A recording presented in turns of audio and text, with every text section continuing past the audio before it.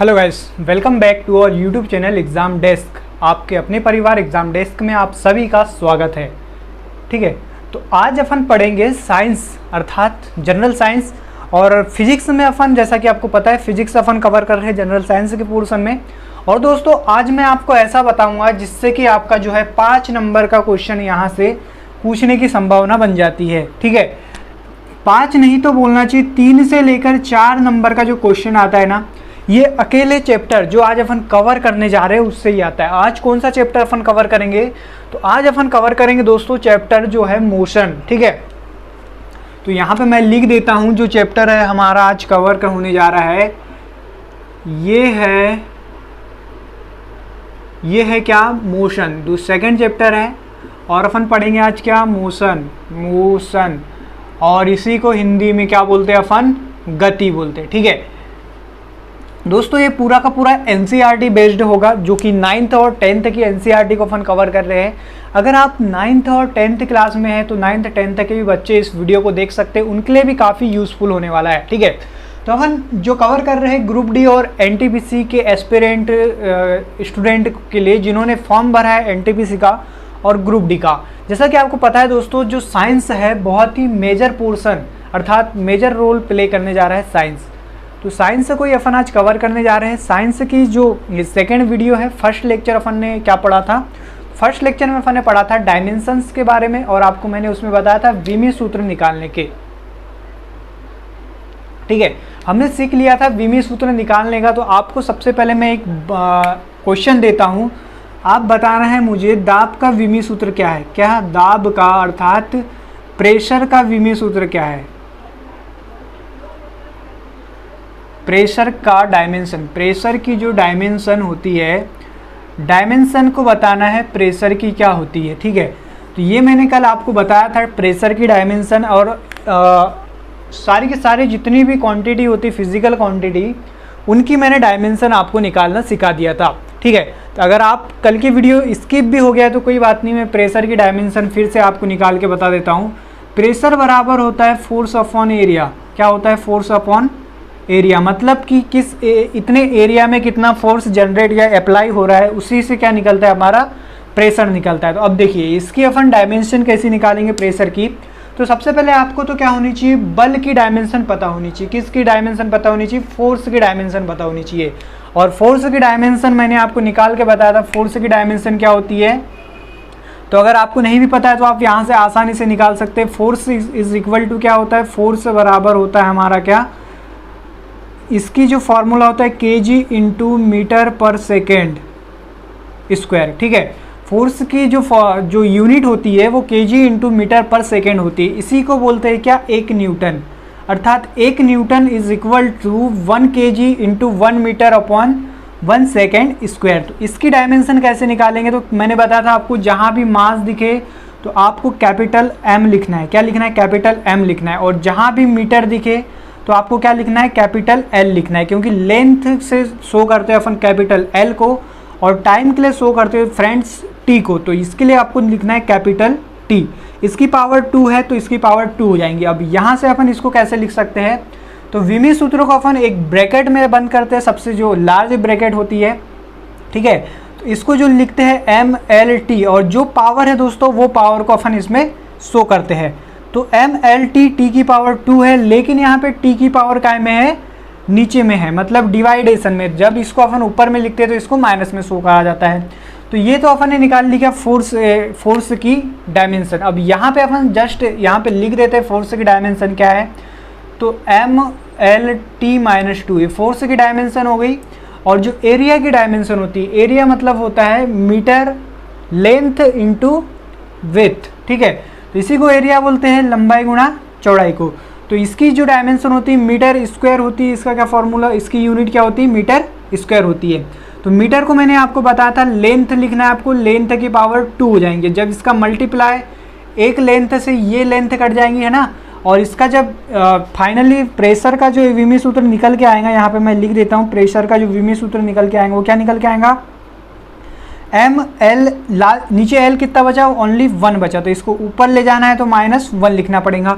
और जो T था T-2 जैसा का वैसा। तो ऐसा आप प्रेशर की यूनिट निकाल सकते हैं। आई होप कि आपको डायमेंशन अच्छे तरह से समझ में आ गया हो, क्योंकि डायमेंशन इतना इम्पोर्टेंट है। यहाँ से जो है प्रीवियस ईयर का जो मैंने क्वेश्चन सेट देखा था, और प्रीवियस ईयर में पेपर सेट एनालिसिस करने के बाद ही अपना जो है लेक्चर कवर करता हूँ। तो वहाँ पे दोस्तों 2 नंबर का जो मेरे को अलग अलग सेटों में 2 नंबर की जो डायमेंशन निकालने को आई थी, एक तो मोस्ट इंपॉर्टेंट डायमेंशन होती है बल की, अर्थात प्रेशर फोर्स की, ठीक है। फोर्स की डायमेंशन के बाद प्रेशर की भी डायमेंशन पूछा, तो आपको प्रेशर की डायमेंशन याद रखना है ml-1 t की घात -2, ठीक है। इसी प्रकार से दोस्तों आप मुझे अब बताएंगे वर्क की डायमेंशन निकाल के, और मेरे कमेंट बॉक्स में टाइप करके बताएंगे कि वर्क की डायमेंशन क्या होती है, ठीक है। इसी के साथ अपन आगे बढ़ते हैं अपने वीडियो लेक्चर को और बात करेंगे अब मोशन की। तो क्वेश्चन नंबर 2 लिखेंगे आप।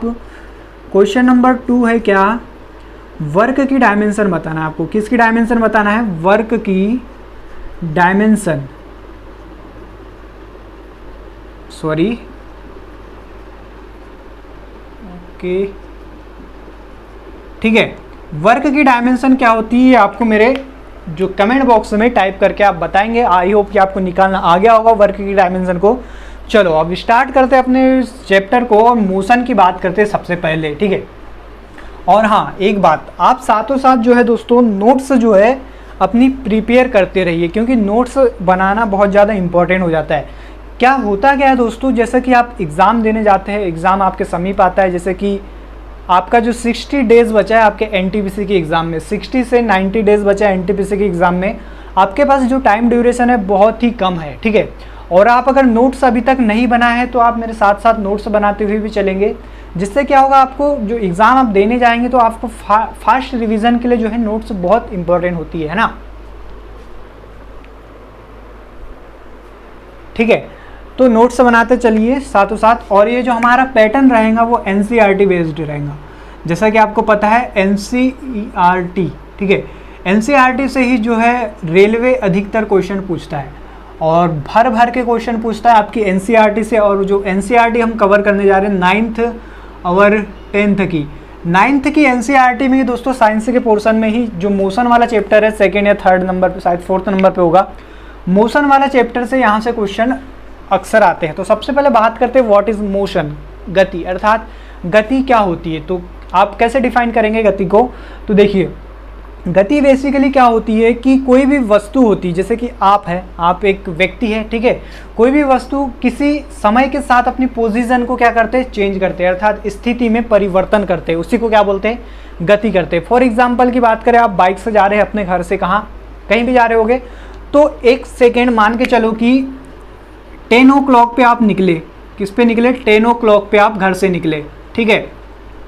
और अगले 1 घंटे में आपने डिस्टेंस कुछ कवर करी होगी, मान के चलो आपने कितनी डिस्टेंस कवर करी, 10 किलोमीटर डिस्टेंस कवर करी, ठीक है। तो आप 11 बजे कहाँ पहुँच गए, 10 किलोमीटर, अपने जो रेफरेंस, अपना जो प्रारंभिक पॉइंट था, अर्थात जहाँ से आप चले थे वहाँ से 10 किलोमीटर की आपने डिस्टेंस कवर कर ली। तो इसी को बोलेंगे दोस्तों, इसी को बोलेंगे क्या, मोशन। इसी को क्या बोलेंगे, मोशन। इसी के विपरीत अपन बात करें रेस्ट की, अर्थात विराम की, तो विराम किसको बोलेंगे, तो आपको यहाँ पे मैं लिख देता हूँ, रेस्ट किसे बोलेंगे आप, तो रेस्ट आप बोलेंगे क्या, आप 10 o'clock पे एक ही जगह पर स्थित है, 10 o'clock पे इसी जगह पर स्थित है, और अगले 1 घंटे में भी आप जैसे कि वैसे, मतलब 11 o'clock पे भी उसी प्लेस पर स्थित है, ठीक है। तो आपने जो है समय के साथ साथ अपनी स्थिति अर्थात पोजीशन को चेंज नहीं करी, और पोजीशन को जब चेंज नहीं करी तो वो क्या होगी, रेस्ट होगी, ठीक है। मतलब एक इम्पॉर्टेंट पॉइंट ये है कि आप किसी भी चीज़ को गति और विराम अवस्था में जब डिक्लेयर करेंगे कि कोई चीज़ गति में है या विराम में है, मेनली इसमें इम्पॉर्टेंट होता है एक पॉइंट या एक स्थिर पॉइंट, ठीक है। उसे ही अपन क्या बोलते हैं, रेफरेंस पॉइंट या निर्देशांक बिंदु, ठीक है। तो सबसे पहले लिखेंगे आप क्या, रेफरेंस पॉइंट। रेफरेंस पॉइंट की बात करें या अपन बात करें निर्देशांक के बिंदु की, तो क्या होता है रेफरेंस पॉइंट, देखो ये रेफरेंस पॉइंट जो होता है ना, ये एक स्थिर बिंदु होता है, अर्थात ये कुछ भी हो सकता है। फॉर एग्जाम्पल आपका मकान हो सकता है, आपका क्या हो सकता है, स्कूल हो सकता है। आप जहाँ से भी स्टार्ट करते हैं वही क्या होता है, आपका रेफरेंस पॉइंट होता है। और ये जो होता है ये स्थिर होता है हमेशा, ये कैसा रहेगा, हमेशा स्थिर रहेगा। और इसके सापेक्ष या इसके रिलेटिव आप कैसे करेंगे, अपनी स्थिति में चेंज करेंगे, तो उसी को क्या बोलेंगे अपन, गति बोलेंगे। क्लियर है आपको। विराम की अवस्था की बात करें वो भी आपको आई होप क्लियर हो गई होगी, ठीक है।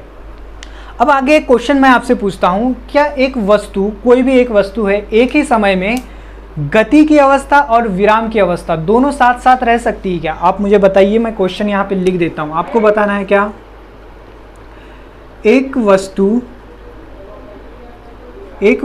एक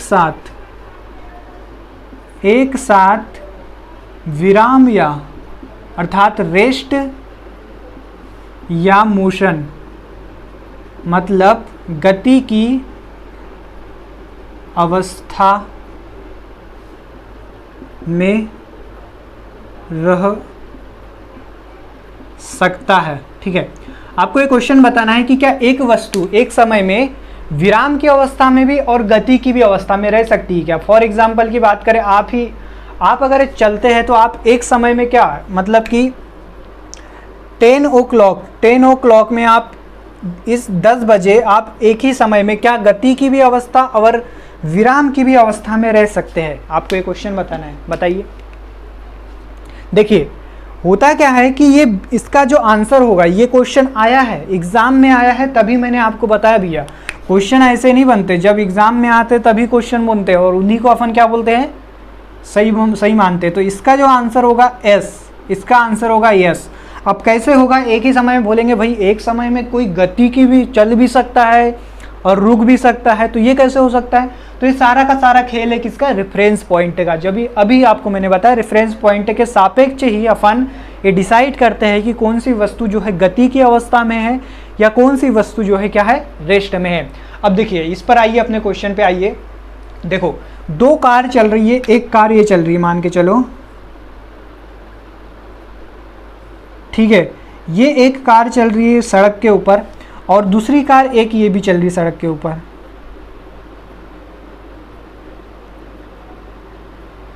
इसको थोड़ा मैं कार जैसा बना देता हूँ ताकि आपको भी लगे कि वाकई में क्या है, कार है।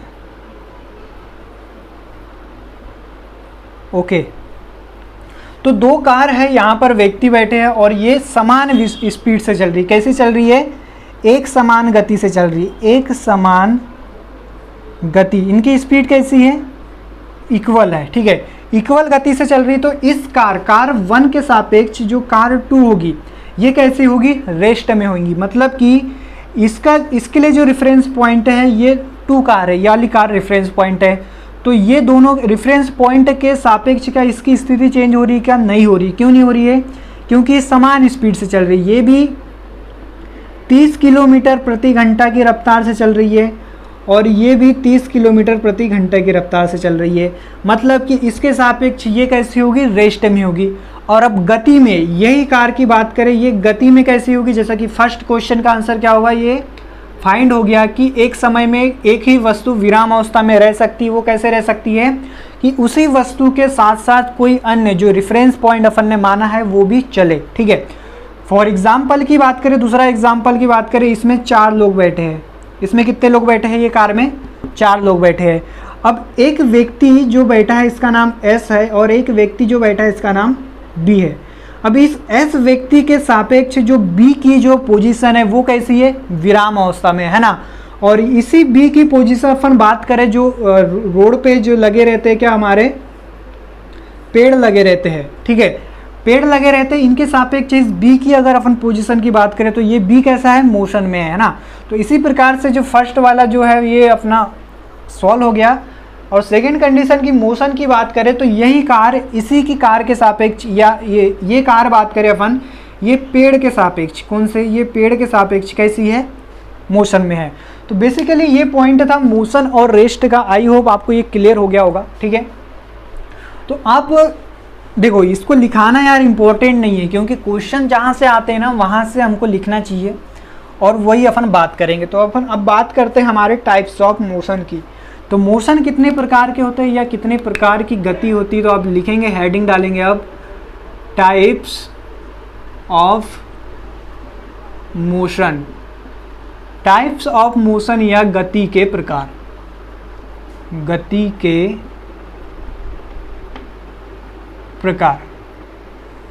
कितनी प्रकार की गति होती है भाई आपको बताना है। ठीक है, तो पूरे के पूरे यूनिवर्स में, अर्थात पूरे यूनिवर्स की बात करें, पूरे ब्रह्मांड में केवल और केवल 3 टाइप्स की गति होती है, 3 टाइप्स के मोशन होते हैं। वो कौन कौन से होते हैं तो आपको याद रखना है। एक है दोस्तों सरल रेखी मोशन। सबसे पहले कितने प्रकार की गति होती है, तो ये होती है 3 प्रकार की गति। 3 प्रकार की क्या होती है, गति होती है। यहाँ से क्वेश्चन आता है फ्रेंड्स, आपको याद रखना है कि पूछेगा कि गति कितने प्रकार की होती है। हालांकि प्रकार नहीं पूछेगा, आगे क्या क्वेश्चन पूछेगा वो मैं आपको बताता हूँ। फर्स्ट है सरल रेखी गति। सरल रेखी गति या स्थानांतरी गति, इसी को क्या बोलते हैं। देखो ये दोनों अलग अलग है, वो कैसे अलग है अभी मैं आपको बताता हूँ। स्थानांतरी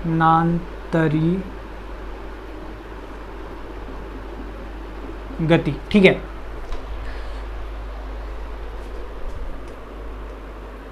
ओके, सरल रेखी गति का मतलब क्या होता है, रेक्टिलिनियर मोशन, और स्थानांतरी गति का मतलब क्या होता है, ट्रांसलेटरी मोशन, ठीक है।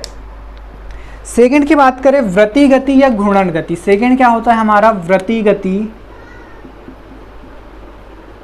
वृत्ति गति या घूर्णन गति, ये भी दोनों अलग अलग है, घूर्णन गति। इस प्रकार से दोस्तों आप ये भी बोल सकते हैं कि गति जो कितने प्रकार की है, 6 टाइप्स की है। और जो सेकेंड और थर्ड जो होती है दोस्तों, सेकेंड होती है क्या, आवर्त गति, आवर्त गति या कंपन गति। देखो किसी वस्तु या किसी पिंड के चलने से लेकर, उसके आपस में घूमने से लेकर और एक वाइब्रेट करने को भी गति बोलते हैं। क्या बोलते हैं, गति बोलते हैं, ठीक है।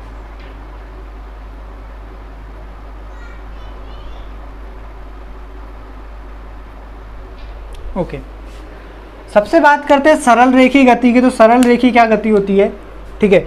आपने देखा होगा कार क्या होती है, हाईवे पे जब चलती है तो उसी को क्या बोलेंगे अपन, सरल रेखी गति बोलेंगे। उसकी गति को क्या बोलेंगे, सरल रेखी गति बोलेंगे, ठीक है। और बात करें अपन स्थानांतरी गति की, तो स्थानांतरी गति किसे बोलेंगे। मान के चलो आपने जो मेटल की कोई चीज़ होती है, मेटल की वस्तु होती है, या आपने पढ़ा होगा फिजिक्स में, अपन टेम्परेचर ताप वाले चैप्टर में पढ़ेंगे। जो मेटल में जो ताप का फ्लो होता है वो कैसे होता है, स्थानांतरी गति से होता है। वो देखिए ये एक मेटल है, ठीक है, ये इसमें मेटल जो पदार्थ है ये और ये काय से बना है, परमाणु से बना है, छोटे छोटे परमाणु अणु से मिलकर बना है। तो टेम्परेचर पहले इसको हीट करेगा ये वाले अणु को, उसके बाद यहाँ से इसमें जाता है, यहाँ से इसमें जाता है। मतलब कि जो स्थानांतरी गति होती है ना, ये किन में होती है, तो ये कण में होती है, ठीक है। और सरल रेखी गति की बात करें तो ये पूरी की पूरी वस्तु में होती है, ठीक है। आई होप आपको ये क्लियर हो गया होगा। एक बार फिर से मैं बता देता हूँ, सरल रेखी गति क्या होती है, जब आप रोड पे चल रहे हैं, कहाँ चल रहे हैं, रोड पे चल रहे हैं, ठीक है।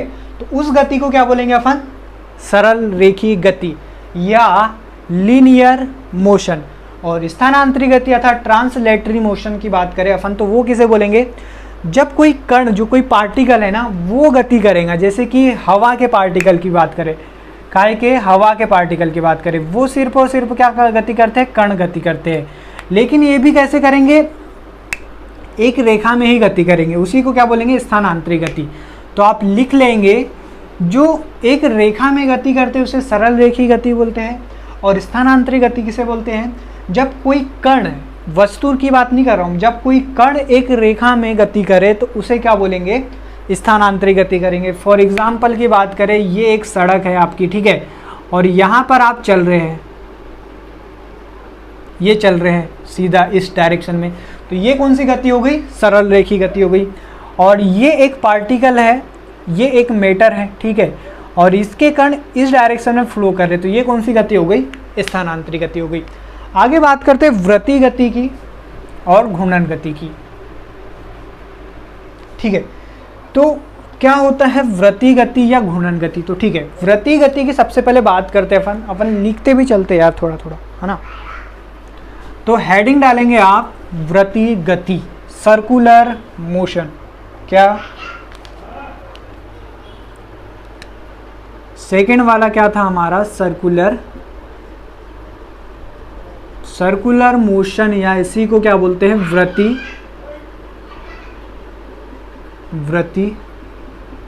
गति।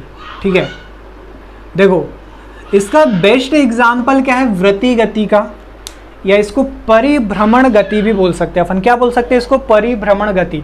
मान के चलो सन जो है, ये यहाँ पे सन जो सेंटर में स्थित होता है आपको पता है, ठीक है, ये क्या है, सन है।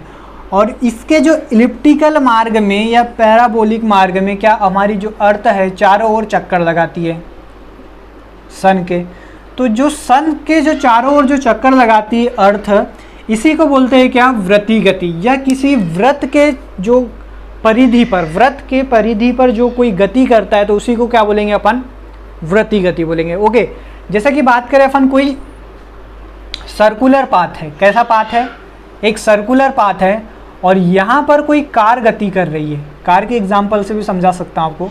ये एक कार गति कर रही है, तो इस कार की जो गति होगी ये ऐसी जो चलेंगी सर्कुलर पाथ से, इसकी जो गति को क्या बोलेंगे अपन, सर्कुलर गति बोलेंगे। और दूसरा हमारा क्या था इसी में, घूर्णन गति। दूसरा क्या था, रोटेशनली मोशन। बी वाला पॉइंट क्या था, घूर्णन।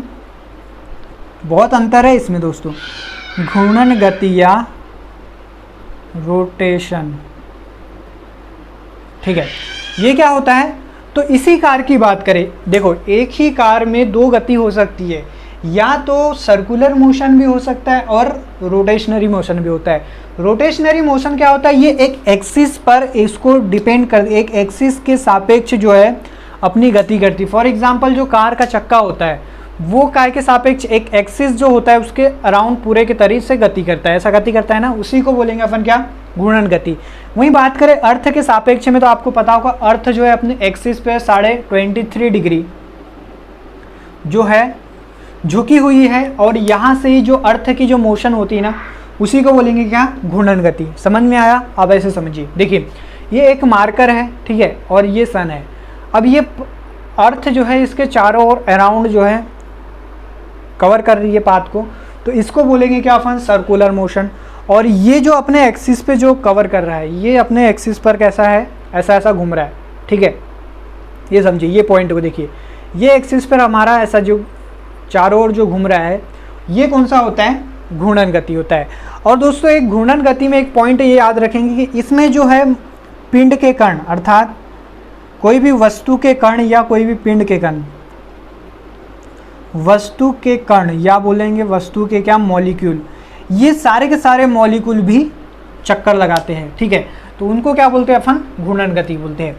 आगे बात करते हैं तीसरी हमारी जो गति है, दोलन गति या कंपन गति। ठीक है, आई होप कि आपको ये समझ में आ रही होगा सबकी सारा का सारा। और हाँ दोस्तों, अगर आप जो है इस वीडियो को पहली बार देख रहे हैं और अभी तक आपने मेरे चैनल को सब्सक्राइब नहीं किया तो प्लीज़ यार इसे सब्सक्राइब कर देना। आपके सपोर्ट की बहुत ज़्यादा ज़रूरत है।